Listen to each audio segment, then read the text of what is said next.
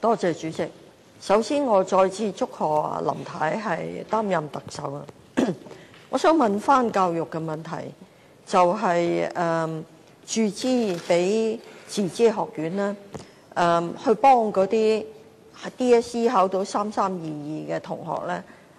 我係支持嘅，因為我都同意佢哋係最弱勢、最需要幫助嘅一群。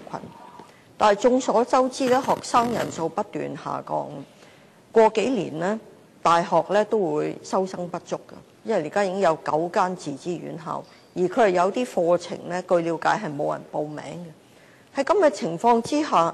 政府會唔會要求呢啲專上學院咧，唔好因為收生不足咧，就將來要求啲錢係俾境外嘅學生，例如內地生嚟確保佢哋有生意咧？會唔會承諾咁樣呢？第二就係點樣確保品質保證呢？因為2010年咧，大學撥款委員會已經要求咧有一個劃一嘅評審品質保證嘅組織咧，係公帑資助同自資嘅大學劃一咁處理嘅。教育局係冇跟進嘅。特首會唔會責成新嘅教育局長去跟進呢個建議呢？行政長官。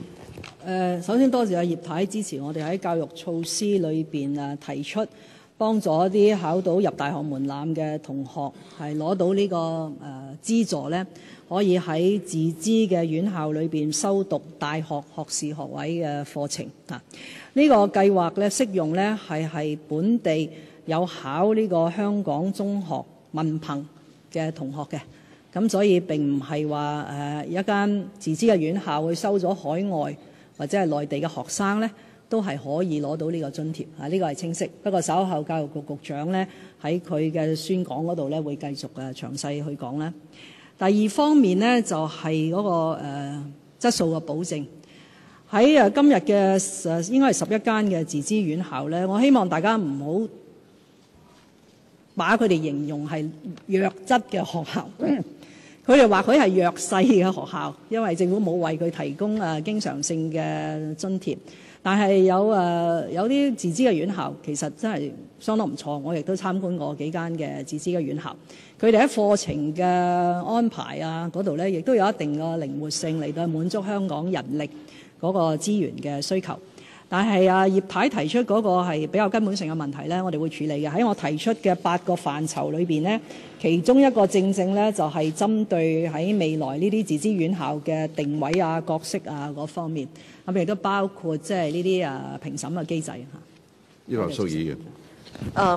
主席，我同意自資院校當然有啲都好優秀啦，但佢哋都向我表示咧，目前高等教育咧出現一啲劣幣逐良幣嘅情況，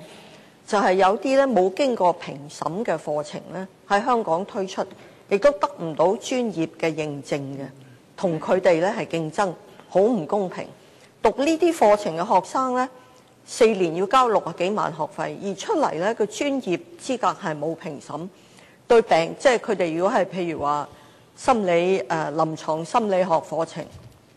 對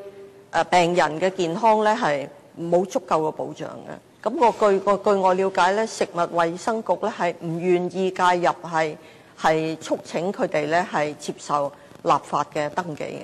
特首會唔會責成你嘅新嘅局長快啲去做呢件事呢？據我了解咧，該局嘅政務官都推俾嗰2個會，叫佢哋自己解決。行政長官。第一咧就係要可以受惠於呢個新嘅資助計劃裏邊咧，係需要經過本地評審嘅。